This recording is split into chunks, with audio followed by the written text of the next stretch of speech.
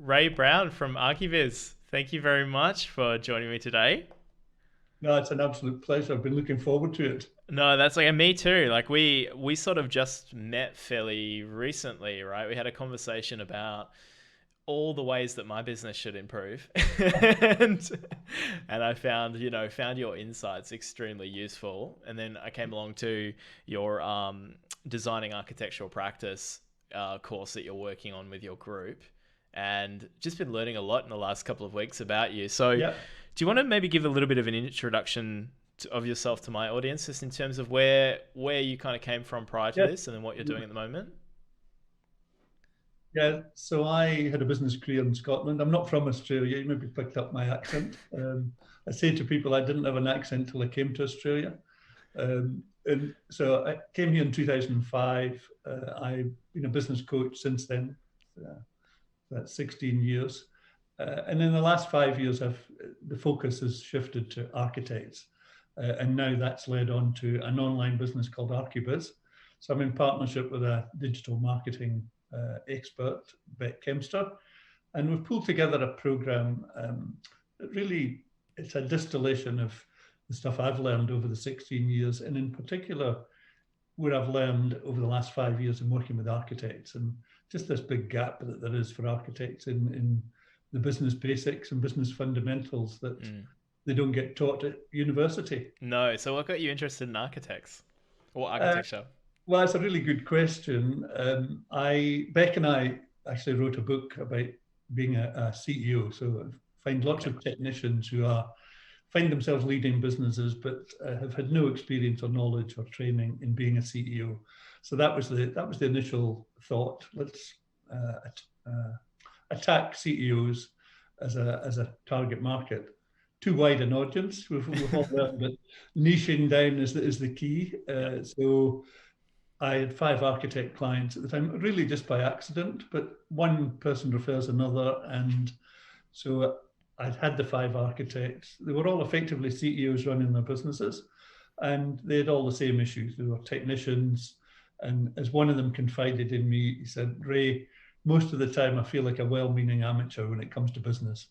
Yeah. And that was the cue. That was the clue that we were on the right track. And Yeah. last wee while has been really just identifying and codifying that stuff in a framework that works. Yeah. And so you've been really concentrating on business basics, right? And fundamentals. Yeah, it is. Well, I'm not an architect, and I'm not an accountant, so Yep. it really is about the basics of business, things like vision, purpose, culture, Yep. business model, positioning, all of those things that architects, and to be fair, other Hmm. businesses as well, they speak about them, but as soon as you dig a little bit deeper and say, what do you mean by that? They've got very little clue, and certainly no real understanding of how to implement it in the business. Yeah. So what are some of the red flags that you would see for an architect, or warning signs that they might be having issues in terms of their business acumen or their knowledge in how they're running their practice?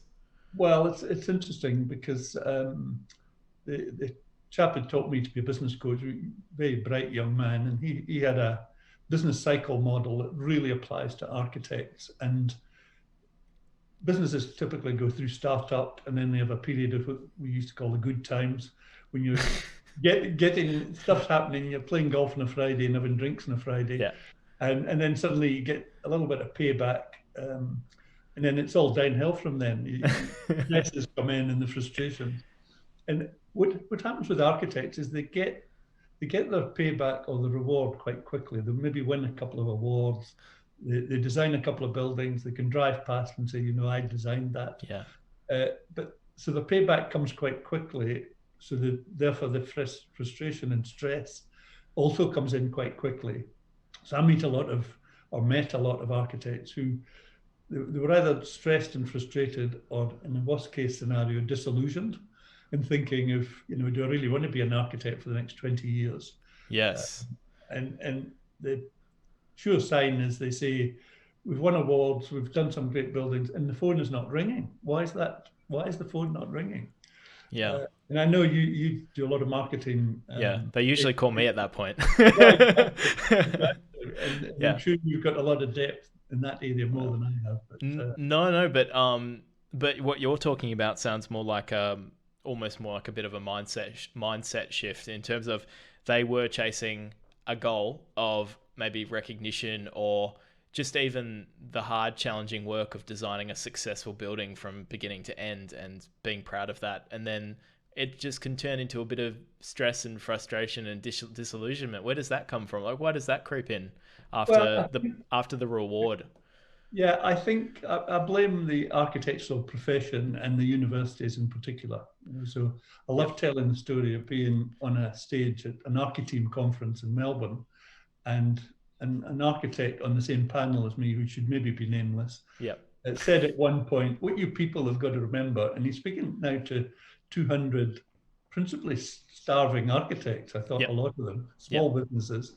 He said, "What you people have got to remember is we're not a business, we're not an industry, we're a profession."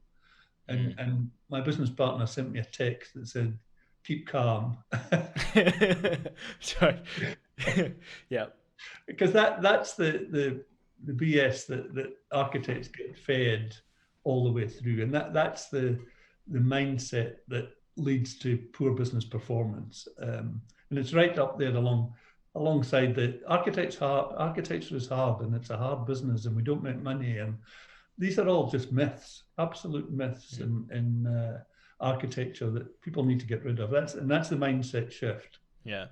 When I came to your course, your group course last week, you were talking about the 3 key certainties. I think I'll see if I can remember more than 2 of them. Okay, it was a steady flow of work, right? A steady flow of opportunity, impact. I'll let you finish them. I need to do my homework. But what was well? But the point, I guess, I really want you to jump in and tell me what those are, Ray. But also, sorry. It was just about, you were really talking about this idea that, becoming more business oriented doesn't preclude the idea of doing better work. Oh, absolutely. It's a precursor, right? It's what my coach used to call an and conversation, not an or conversation. Yeah.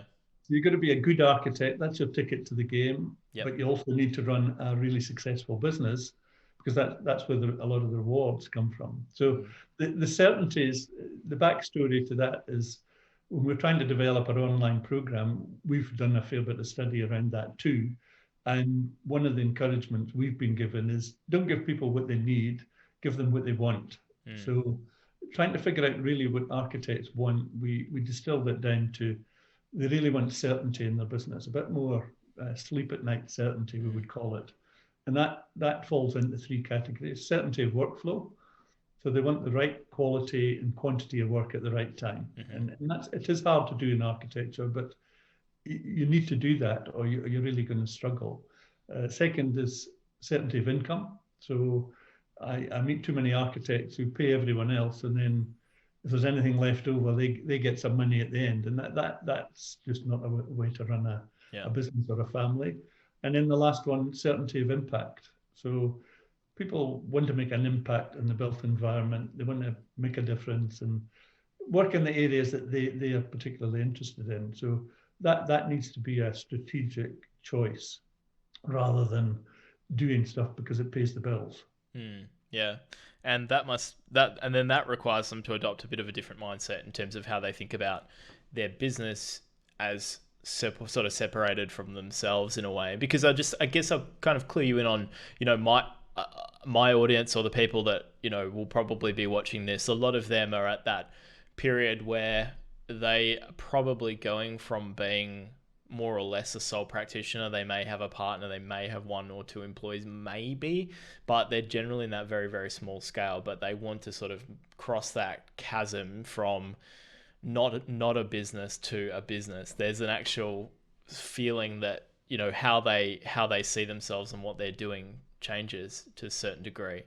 And, how would you describe that shift of perspective when you start thinking about your practice as a business versus, or in addition to, a profession?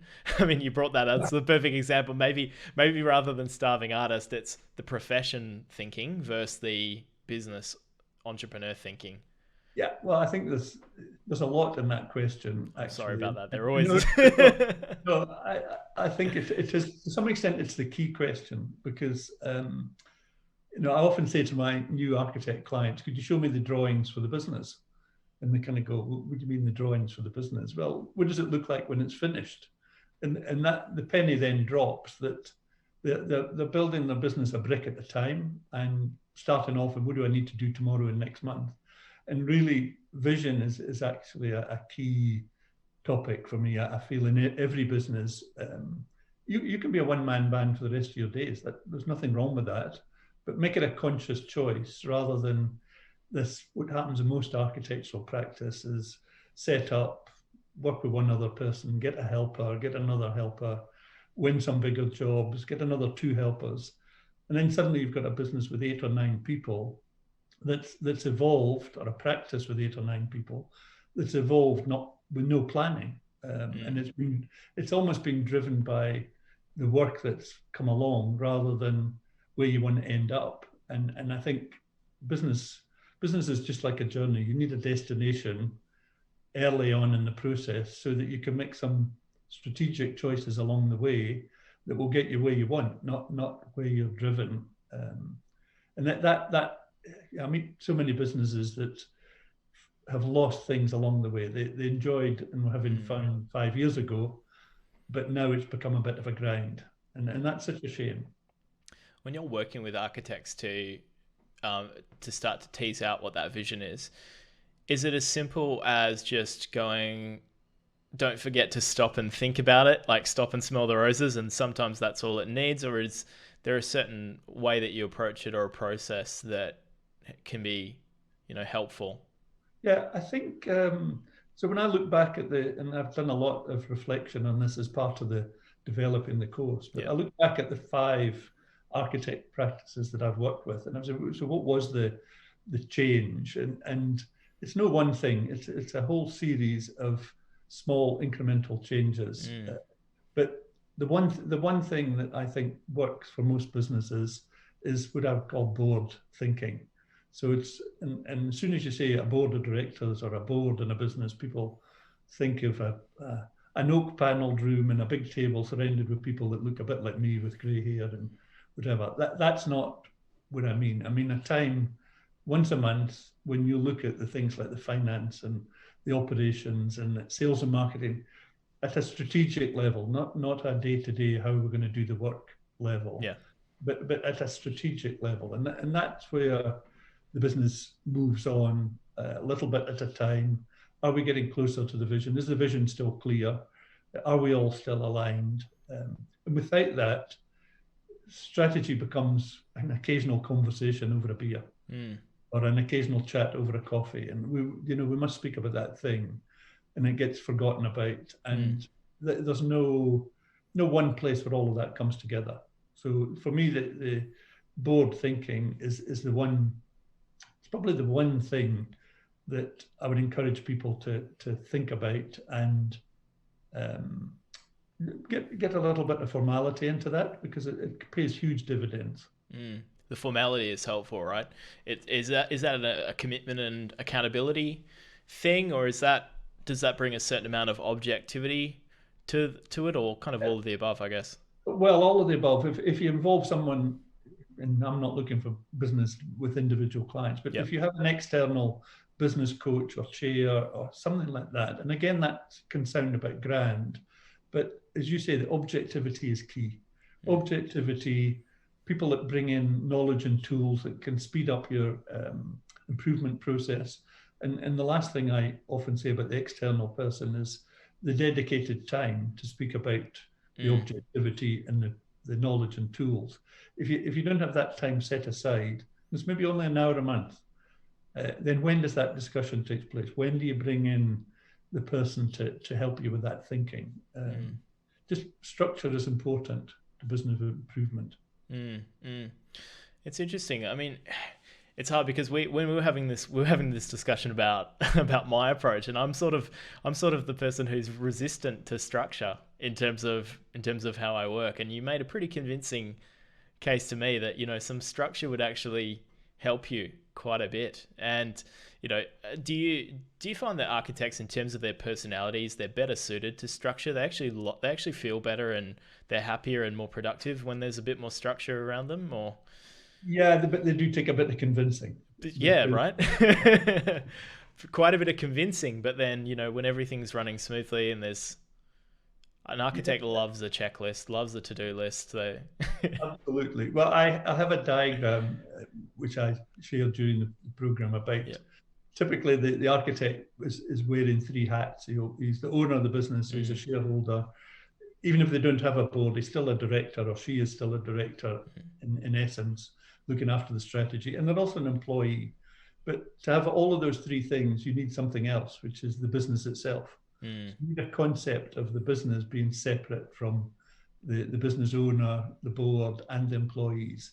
And it's actually the business that develops a purpose and a culture and a vision and a business model, not the individual. So I just meet so many businesses where I actually call them a they business. So when you say to a staff member, so where's the business going? Oh, well, I think they want to grow. I think they are looking at a new office.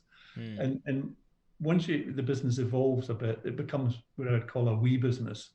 So we're building a 10-man team. We're going to be diversifying next year into commercial property or education or something like that. And everybody in the business becomes really clear about where the business is going and what impact that will have on their career and their salary and their title and the experience they're going to get within a business. It's really important to keep people energized, to have that clarity. Yeah, absolutely. That's something that I guess what we've been kind of talking about has been, I guess, aspects of the business improvement process, which is sort of a dot point I had down in terms of you talked about it being incremental, but also seeming to have these I wonder how you weigh up the idea of taking that time to design the business, so to speak. That almost suggests it's an exercise that's done in a single intense sprint, right? But then it is actually an incremental process where you said sort of bit by bit, this constant sort of improvement. Yeah. So in terms of a business adopting an architecture practice, adopting some of these practices, do you think it's best that how do you think it's best that they approach it in terms of, is it worth a very intense front-loaded kind of planning and that kind of process early on and then developing it over time? Or no, well, I think the first thing is a mindset of improvement. Is a mindset. There's always a better way to do things. So I actually read an article today about business improvement, and I'm going to get my calculator out and check this.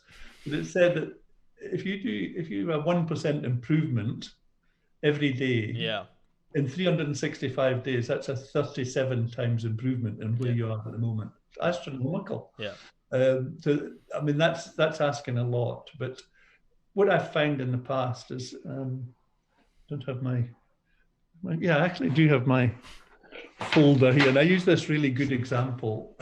So this is my folio, and I draw a lot of diagrams, and I used to put clean paper in the top here, and then I would draw on the diagram, and then next time I would look for white paper, and the white paper would gradually move down in the folder.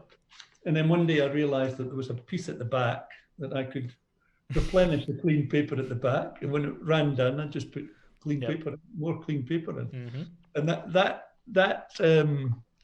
that's an example of business improvement. Sometimes the improvements are right in front of your eyes, but nobody's asked the question, why do we do it like this? Is there an easier way to do it? The other example I use is for anybody who's interested in soccer, there's always an argument about a free kick and where the ball should be placed and where the defensive wall should be.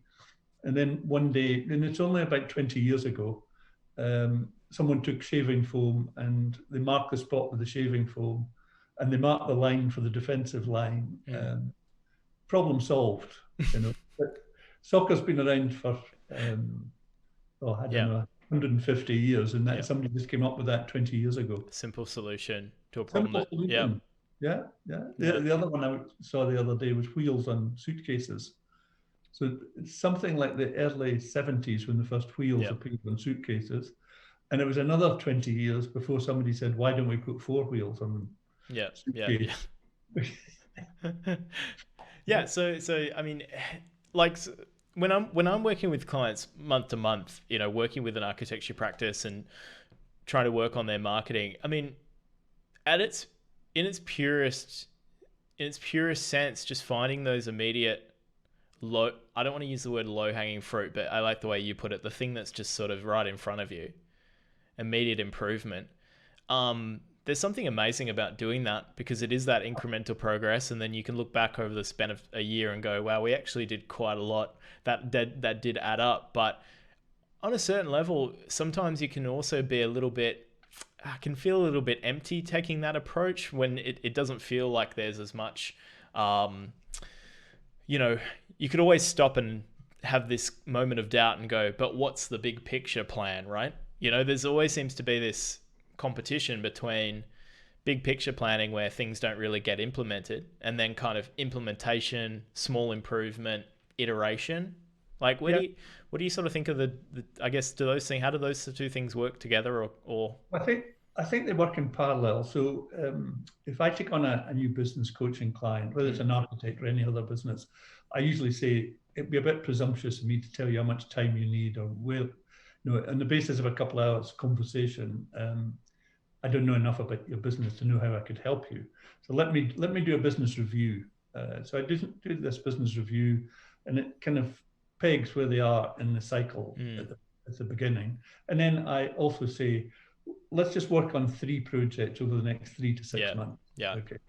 And the number one project is invariably vision and direction. Let's get really clear about where you're going.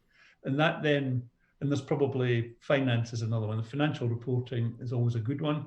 Get that in place. If there's shorter work, there might be sales and marketing as a project. Often it's things like roles and responsibilities, getting really clear on who does what. And a lot of architectural practices have got what I call the holding hands strategy. So everybody needs to know everything, and the 3 partners need to.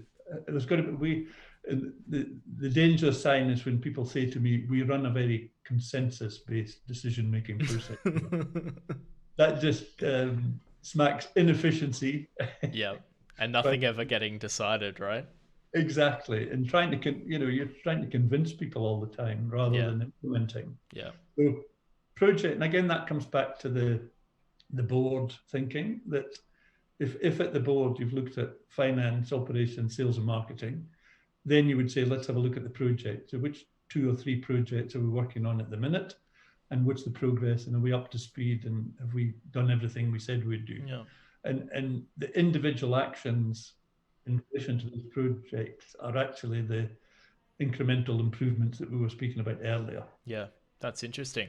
So you might start off with a kind of a macro top level overview of maybe these are 3 areas of weakness that we want to, 3 high priority areas of weakness that we want to improve in. Yep. Then rather than trying to work on all 3 at the same time, it might be a sequence of projects, 1, 2, 3. Or it could be a sequence, or it could be simultaneous, I suppose. That might be a personal. We usually do them in parallel, and okay. Because they're discrete projects, we can involve different people. So projects are a great way to get people within the business to buy in and to feel listened to and to feel part of the we conversation. We are working on this, and that could be 3 people across here. 1 practice leader with 2 employees, somebody else. Obviously, the vision thing is principally the leaders of the business. But you may have someone in your business that's got a real interest in financial reporting. But if they're interested, that would be quite the find, wouldn't it? Absolutely. So there's all that, and the roles and responsibilities. We spoke about that yesterday at one of the courses. Was how do you decide who does what in a business? It's a great question at the beginning. And often in an architect's office, it's a case of whoever's available and whatever we need to do to get the deadline met. And that's really inefficient. We need to be Every practice owner that I meet, I tell them that you're a $200 an hour resource. Yep. Okay, so if you're doing $50 an hour work, you're not actually saving $50. You're actually costing the business $150. And getting that mindset of pushing stuff down, delegating well, not giving work to people that aren't competent, but just making sure that stuff's being done at the right level in your practice. Yep. So that they can be freed up. I'm assuming to work on more of these on the business projects. Yeah, or to work on the things where they can make a difference with clients. Maybe their skill is in bringing in business or taking briefs from clients, but not in the doing. Some of the work. So just making sure the work is sitting with the right people at the right time, and that process is explained to the client too. I find a lot of architects, they can't get what I would call out of the weeds because they've positioned themselves as the sort of conduit for everything for the client.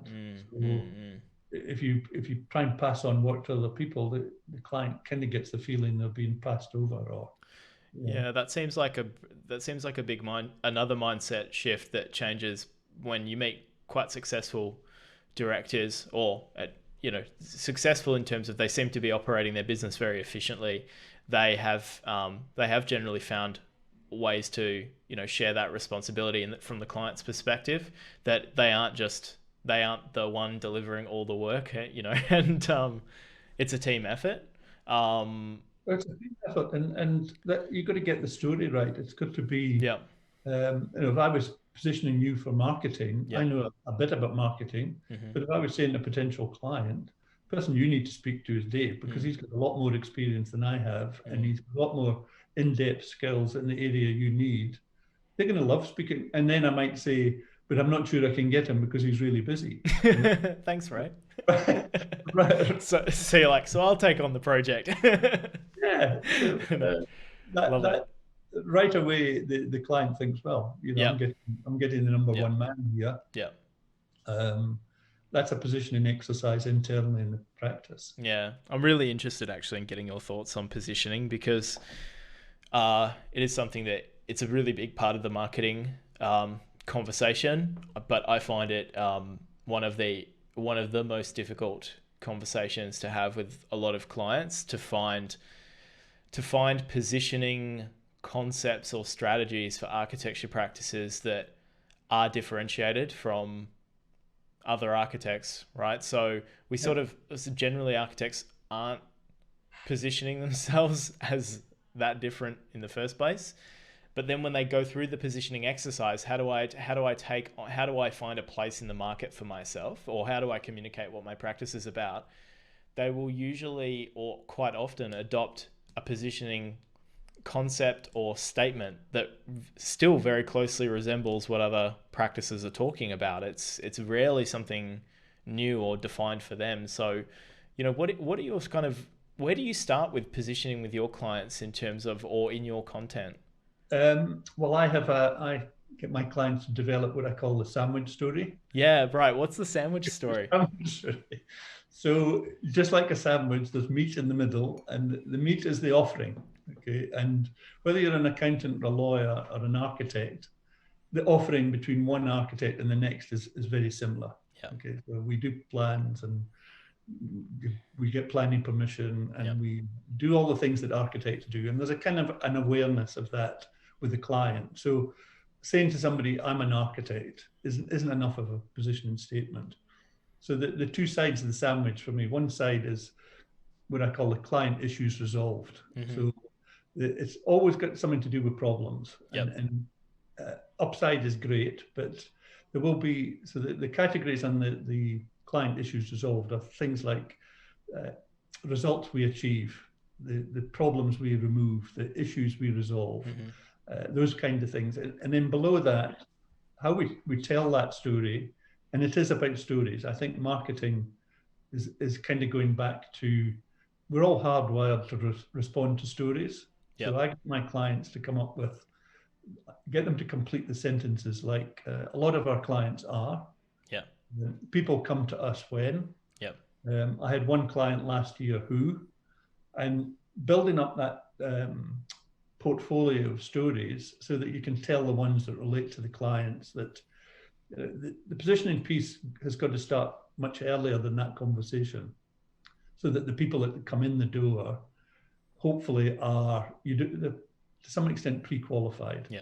So when you're telling your story about people come to us, when a lot of our clients are, you should be speaking to a receptive ear. Mm-hmm. They should be hearing the things they want to hear. Mm-hmm. That goes beyond the just the meat and the sandwich of we are an architect, and by the way, here's all the buildings we've designed in the past. I think you'll like this one. Yep. That is such a short-sighted view of that conversation. Yep. And then the other side of the sandwich are what I would call differentiators. So what makes us different? And that can sound like we used to do this, but now we do this other thing. A lot of architects do things like this, but we do something different. Yeah. And again, it's building up the stories that demonstrate the differentiation in a way that clients will understand. And you want people in a conversation like that as a potential client to say, gee, that sounds like me. That sounds like my problem. Or these people sound as if they've seen my situation before. Yeah.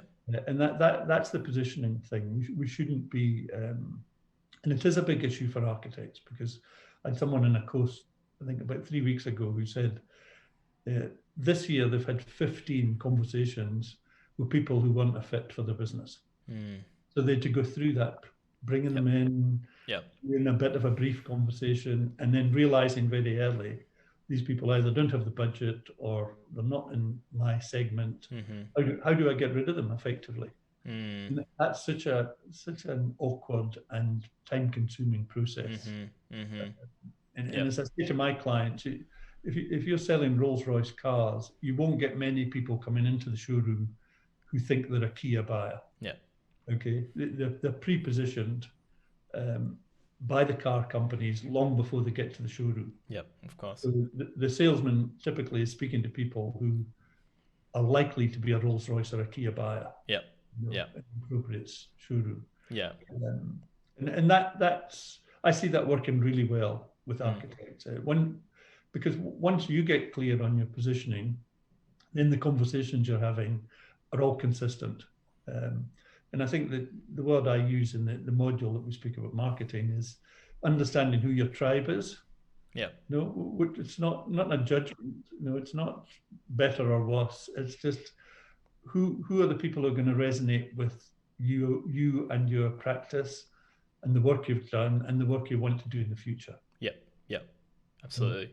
And I mean, clearly that's really powerful advice for an architecture practice, but the response that can kind of come, I don't know whether it's just resistant to sort of resistance to change sometimes in this way, or it's, I'm not sure what it is. I'd love to get your thoughts on it. Is I don't think architecture, I think architecture and good design should be for everybody. So there's no, there should be no classification of my client and not my client. And I'd be surprised how often I hear that, in addition to saying I'm looking for really good clients or clients that share my values. But I'll also hear, I don't think that, I should be in a position of picking and choosing who doesn't deserve great architecture, which is a weird one that I do hear.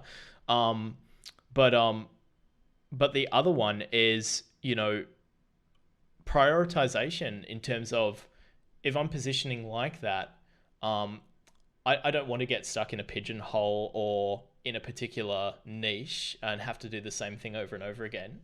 I want to work on a wide variety of things because I think architecture is such a general skill set. I can do anything as an architect. That's the beauty of architecture. So, I'm just sort of loosely playing like, the typical thing or a thing that I hear quite a lot, but those are two kind of common ideas. I think that's no different from any other business. Okay? Right. So when people start off in business, they feel that, and I've spoken to people and said, take a financial planner, for example. So who do you deal with? And they'll put their hands out like that and say, we can deal with, we've got anything, skills. We've got a lady with 10 grand in a super and we've got one guy with 10 million. Well, I can tell you she's getting too much and he's not getting enough in terms of a service. Whereas I know one, Andy Gowers, who used to play for Hawthorne, I think.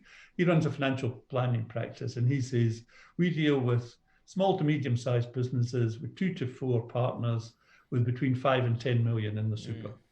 You know, that's his niche. And the whole thing is, it's actually counterintuitive. It's this thing about, and we'll come back to the vision conversation as well, that picking a destination, picking a vision, somehow to people equates with narrowing my options, you know, cutting my opportunities. You know, if I don't look at the whole field of opportunities, I'm going to miss some.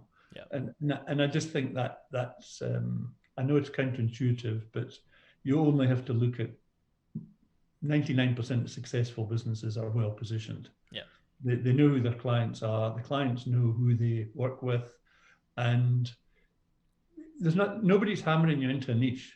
We're just saying that you need to be really clear on what the start and end point is of and you may have outliers in the type of work you do, but your core work should be clearly defined and clearly being able to be explained to. You know, I often say to people, if one of your staff members met somebody in the pub tonight and they said, who do you work for? I work for ABC Architects. Who are they? The way they answer that next question is absolutely crucial. And to say we're an architect and we design houses is not going to be enough. That's not going to. I'd be surprised if they could be that specific. I think there were a lot of them that say we're an architect in Collingwood. I think that's about as positioned as they could. Yeah, but that person that you're speaking to may live next door to your ideal client. Yeah, they may be the boss of your wife's boss. May be just about to sign up for an architect, and you need to be able to say to him, "Oh, gee, that rings a bell. My next door neighbor is looking for something like that." And an architect isn't specific enough. Yeah, exactly. In that book, I think it's Al Reese's book, Positioning. He talks about positioning being about positioning in people's minds. Like, where is your business in their brain? Where, like, I think of this idea of, you know, people, they kind of have a filing cabinet and they open their architect's drawer or their businesses that can help do things, service businesses drawer, and they open their architect's folder, and then where do they can people systematically understand where to put your business? What is it useful for? What is it good at? What does it do? What does it not do? And it makes it just so much easier for people to understand, you know, when to refer you, when to hire you, what projects to bring you on board for. Yeah, it's a lot of benefits. And I think that comes back to the sandwich story. It comes back to, if you're asked that in the pub, well, a lot of our clients are, and you might just hit the mark on, and you don't have to tell them all the clients you work for, but, you know, our clients predominantly have this problem, or our clients, they come to us when this thing happens, or, you know, retiring down to the beach, or downsizing, or, you know, renovation of a significant size. You know, we've got a bigger family. It's the whole market, as you and I know, the whole marketing conversation is massive. Where it starts and finishes. And sometimes it's I find with clients, it's not even necessarily about going that definition has to necessarily be really narrow as well in terms of how you articulate it. It can include some seemingly contradictory exceptions to setting some rules. So, you know, an architect might say something like, I do houses for this type of person or this type of family who want to achieve this or have this problem. But they might also say, and in some exceptional circumstances, I also do I do, you know, places for these brands that I really believe in or that they help out, you know. So there can be a core focus, and then there can be a secondary focus. If it's necessary, if an architecture practice needs to keep that, but as long as they're able to articulate it and sort of make it concrete for people, and I think that what you picked up on was absolutely pinpoint, which was to sort of convert it into a story. so that you can explain it to somebody in a simple, memorable, easy enough to understand kind of way. Yeah. I mean, marketing people speak a lot now about personas and Yeah. actually understanding this person that's going to buy from you. What are the problems? And I mean, there's just a whole lot in Yeah, here. there's a whole bunch of Architects typically are looking for this small group of people Yeah. who want to buy something today. Yeah. And you and I know that marketing is going to start much lower down the pyramid. And we've got to deal with people who are aware they've got a problem but haven't got an idea how they're going to solve that yet. And that may be somebody with a pregnant wife or planning a family or whatever, knowing they need somewhere bigger. Then you've got the group that's actually in the market and researching. So they may spend a couple of years researching the new home that they're going to build. And there's only a small proportion, usually people quote 3%, of people who are ready to buy now. So marketing is going to be about getting to those people further down the pyramid and telling the story in a coherent way that's memorable. Oh, see, who was that architect? Yeah, they were the guys that did this or that. Yeah, I did a blog post about a year ago on that topic about how few people are in the market for architectural services right now.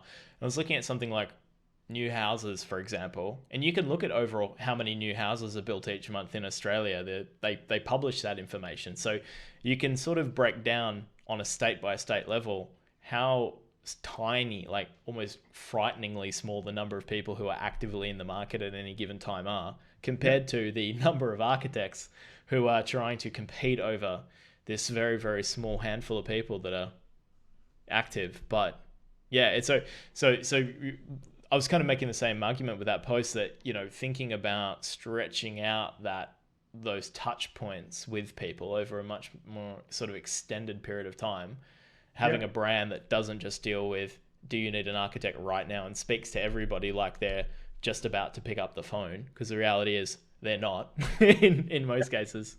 I know. I have a diagram that I sometimes draw on the whiteboard and it's not just about architects, it's every business. Yeah. They've got a set of skills, resources, capabilities, products, and they're looking for customers. But the customer is on a journey from somewhere at one end to somewhere at the other end. And in the old days, it was a question of, I've got all this stuff. Do you want to buy from me now? No? Okay. Now we've got this. Do you want to buy from me now? Or do you want to buy? I've got all this stuff. Would you like to buy? And we can turn that pyramid on its head now and say, how do I use these product, services, and resources to support this journey all along the way, so that when the time is right for them to buy, they will choose us. You don't have to just happen to be there on the day that they're purchasing, but we've been, as you say, positioned in their mind in the filing cabinet. What was that people's name? Oh yeah, that was that was Dave Sharp. Yeah, we must marketing. He's the guy. I read a blog post of his last year. That's it. I think personally, I find having people not forget about you is, over the long periods of time until they ultimately decide they need your help, is the biggest challenge of all. Getting seen by people for the first time is the easy part. It's not hard to get your business exposure in a little, in an instant, but to actually do that well and then have some possibility or some strategy around holding on to somebody's attention over the long haul is extremely challenging. Yeah, and if we were in different circumstances, I would pull out my electric drill now, because there's one of my props when we're speaking about the customer journey, and I pull out the electric drill and I say, now this drill represents your product or your service, okay? And you will have lots of meetings during the year about the product. What color is it? How many functions has it got? How we're going to market it? How we're going to package it? How we're going to price it? That's a big question. How we're going to price? How many models are we going to have of this drill? And we spend a lot of time having that conversation about the product or service. And then I take a piece of wood and I drill a piece of wood, and I say, that's all your client's interested in, is the hole in a piece of wood. He doesn't really give a monkeys about your drill. If he could get the hole without you, he would do that. Okay. And then as an architect, you're exactly the same. you've got to be really client focused and what sits behind the whole, Yeah. And I have to say, architects are better at this than a lot of other businesses. Well, that's interesting. Yeah, they other businesses get very focused on the product and the service and what it does and the functions and very sort of introspective, just looking in at what they're doing and not really. Correct. Yeah. But architects are a lot better at speaking about the finished product and what you really want, but they're not as good as they could be. Okay. One of the things one of my clients, this is a really good. If we've got 2 seconds for the what I call the comfort story. Yeah, go for it. So this lady came in. She said, "I want you to build a house. It's really good." And we've had a couple of meetings. Great. We're building this big house down in Torquay, and we've got a plot right next to the golf course. You just need to meet my husband. So the husband comes in and he said, "Look, I'm a simple guy." He said, "All I want is a view of the golf course and a comfortable house." And my question to architects is, what do you say next? What does the architect say next to that comment? And I get all of the answers. I won't embarrass you by asking you what you would say. But I'm sure you've got, but they say, it's okay, what's your budget? Or we can do that. Or yeah, we've done that before. Or yeah, have a look at this. This is a really comfortable house. There's only one answer to that comment, and that is, what do you mean by comfortable? Well, what does comfort mean to you? Tell me about the most comfortable house you've ever been in. Tell me about the most uncomfortable house you've ever been in. But most people go to the product. Well, we can do that, or we've done that before, or which is budget, and that will tell us how we can create this for you. Yeah. And that's a mindset of shifting from the drill to the hole. And it's amazing how many people, I think I've only had one person who got it immediately and said, "Oh, you've got to be speaking about comfort," because people typically buy in a feeling space, and that's a really gold nugget that someone gave you. It's a feeling word, comfort. They've laid it on the table in front of you, and if you ignore that, then you haven't quite got the hang of this marketing thing.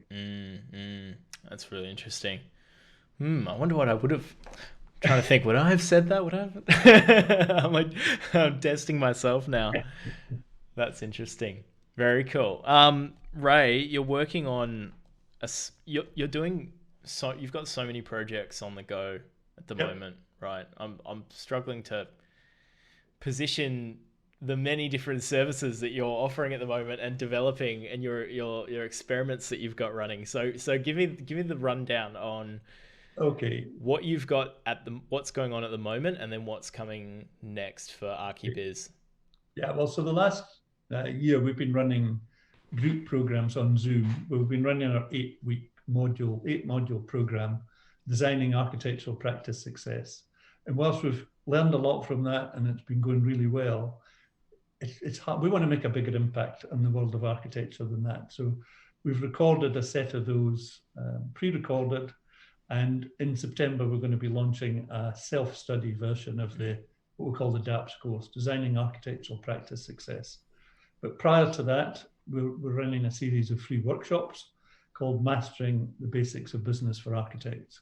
And it'd be lovely if some of your people could, if they don't want to go the full way and take part in the DAPS program, then certainly I would love to have them as part of the basic Business Basics program, which is a free series of workshops, and I'm sure they'll get a lot out of that.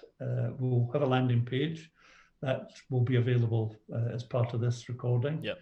And if people want to have a look and sign up, that would be absolutely fantastic. Yep, awesome. I think I'm going to sign up. More the merrier. So is that going to be structured? So you've got the online version of the course, the Designing Architectural Practice Success course, the sort of self-run DIY, go at your own pace kind of version of it, rather than it being a live Zoom thing, which you've been running up until this point.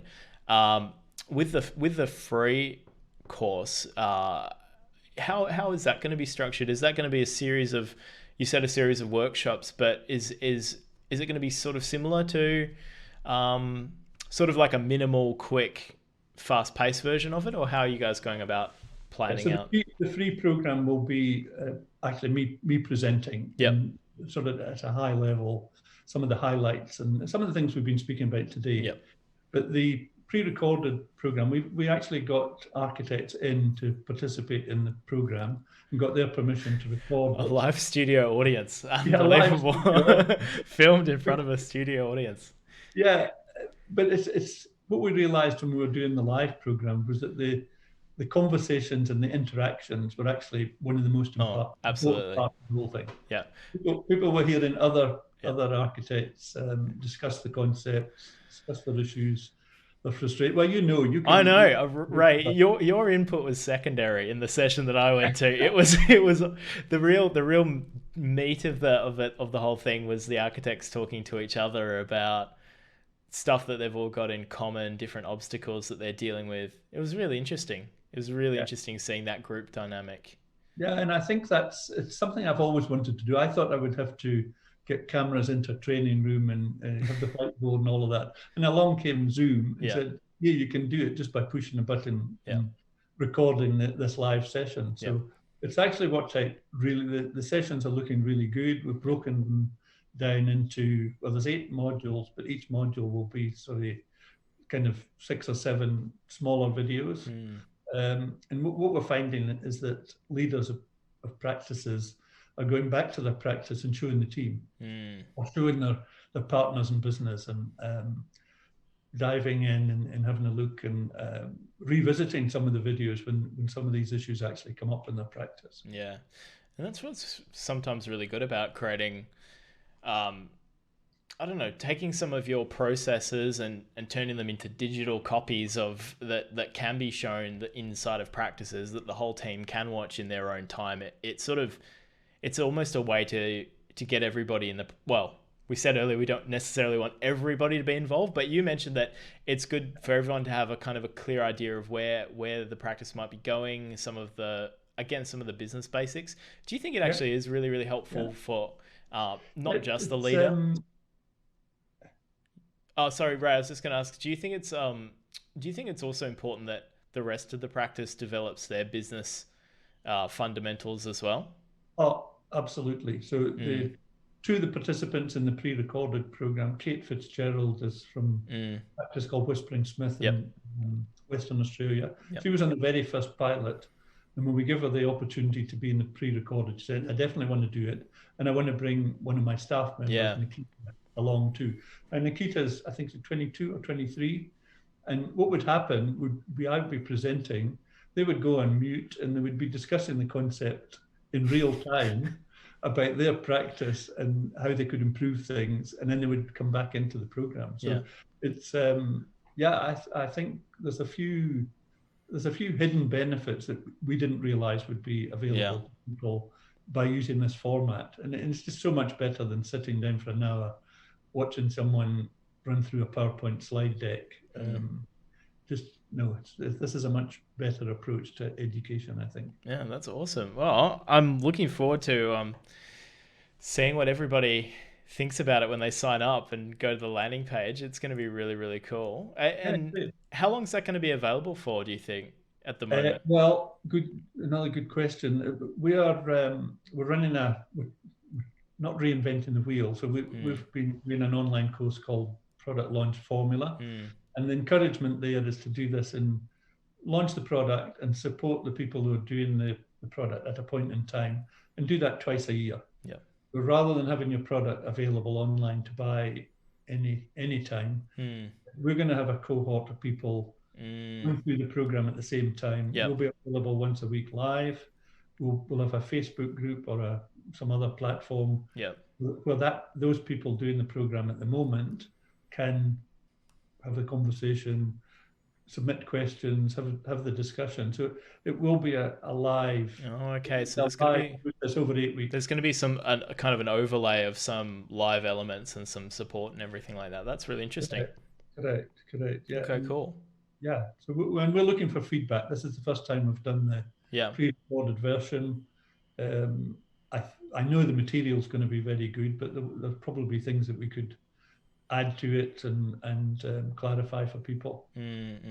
Oh, it's really exciting. Thanks, Ray. Thanks for coming on Zoom and chatting about, I think I picked some of my sort of favorite topics to get more of your thoughts on, but they must all be very fresh at the moment because you're in the middle of making this stuff. So, well, business is my passion and my hobby, so it's front of mind most of the time. too much of the time, my wife says. Awesome, Great Ray. to speak to you. Thank you very much. See you later. Perfect. Thank